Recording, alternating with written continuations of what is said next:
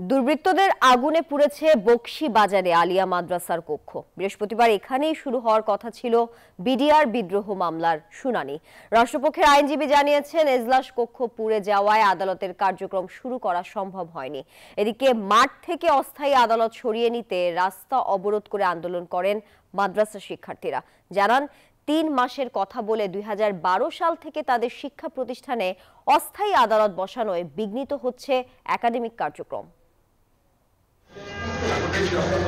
পুরে অঙ্গার হয়ে যাওয়া এই কক্ষেই হওয়ার কথা ছিল বিডিআর বিদ্রোহের বিস্ফোরক মামলায় জেলে থাকা আসামিদের জামিন শুনানি।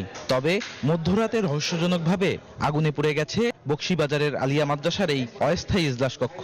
এসে দেখেছি যে এখানে কিছু কিছু জায়গায় ধোঁয়া আছে, আর তেমন কিছু দেখি নাই। রাস্তাঘাটে কিছু ব্যারিকেড ছিল, এগুলো অনেকে সহযোগিতা করছে। করার পরে আমরা এখানে আসছি।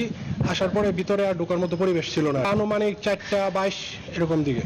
এদিকে পূর্ব নির্ধারিত তারিখ হিসেবে আলিয়া মাদ্রাসার অস্থায়ী আদালতে সকাল 10টায় বিচার কাজ শুরু হওয়ার কথা থাকলেও শিক্ষা প্রতিষ্ঠানটির ছাত্রদের বিক্ষোভের কারণে তা এখন এমনই ফুরফুরে মনে থাকবে সবাই। বসুন্ধরা টয়লেট্রিজ, ফুরফুরে মন সারাক্ষণ। ভেস্তে যায়। তারা বলছেন, ৩ মাসের কথা বলে 12 বছর ধরে অস্থায়ী আদালত বসিয়ে মাদ্রাসার একাডেমিক কার্যক্রম বিঘ্নিত করা হচ্ছে। আমরা এটা কখনোই চাইবো না যে আমাদের মাঠকে স্বৈরাচারী ব্যবহার করুক, এবং যেটা আমরা হ্যাসেল হচ্ছে প্রতিনিয়ত। যে বিচার কার্য পরিচালনার জন্য এই স্থানটি যথেষ্ট নয় এবং এই ভবনটি জরাজীর্ণ, সেটি পর্যবেক্ষণ করে ওনারা এখান থেকে আদালত অপসারণ করবে, আমরা এটুকু আশ্বস্ত পেয়েছি। এমন পরিস্থিতির মধ্যে সকাল 11টার দিকে অস্থায়ী আদালত পরিদর্শন করেন মামলা পরিচালনাকারী বিচারক, রাষ্ট্রপক্ষের আইনজীবী ও আসামি পক্ষের আইনজীবী। পরিদর্শন শেষে রাষ্ট্রপক্ষের আইনজীবী জানান, বিচার কার্য পরিচালনার পরিবেশ না থাকায় অস্থায়ী আদালত আলিয়া মাদ্রাসা মাঠে বসছে না। এটা নিষ্পত্তি করার জন্য প্রসিকিউশন আন্তরিক, আমার জানা মতে আমাদের মাননীয় বিচারকও আন্তরিক।